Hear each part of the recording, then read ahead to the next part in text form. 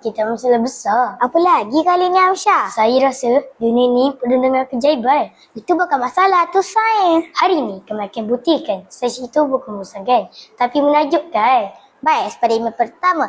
Kita nak buktikan udara ada kuasa. Udara? Tapi saya tak nampak pun. Itulah sebabnya saya tu menarik. Mari lihat. Saya masukkan air ke dalam gelas sehingga penuh.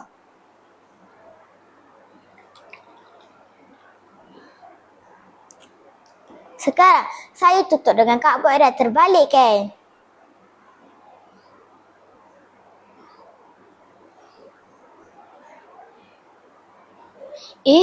Kenapa terjatuh? Ni sihir ke Nora? Bukan sihir, Amsyah. Inilah yang dikatakan tekanan udara. Maksudnya udara tekan dari bawah? Ya, tekanan udara menolak cardboard ke atas dan menahan air daripada tumpah. Wah, rupa-rupanya udara pun kuat. Macam saya. Sekarang kita buat eksperimen paling berbahaya. Alah, tak bahaya pun. Okey, paling menarik. Nora, di sini saya dah sediakan satu model gunung berapi. Apa yang perlu kita lakukan selepas ini, Amsyah? Ini bahan yang diperlukan, iaitu pewarna makanan, sabun pencuci, baking soda dan cuka. Saya masukkan pewarna makanan.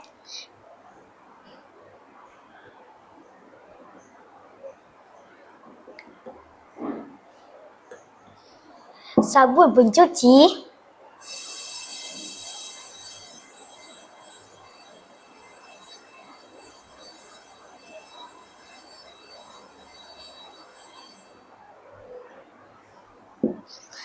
baking soda,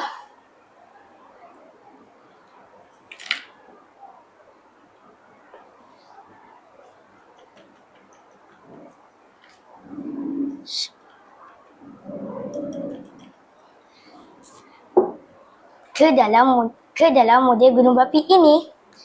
Kemudian ini cuka. Apa akan jadi kalau dua bahan ini bertemu, Amsyah? Drum roll please. Saya akan tuangkan cuka. Anda nak lihat apa yang terjadi? Mari saya tunjukkan.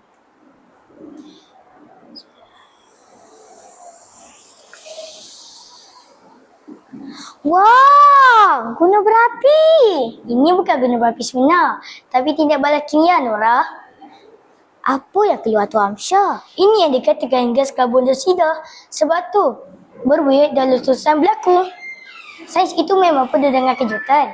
Saya harap anda semua terinspirasi untuk terus belajar dan bereksperimen dengan dunia sains.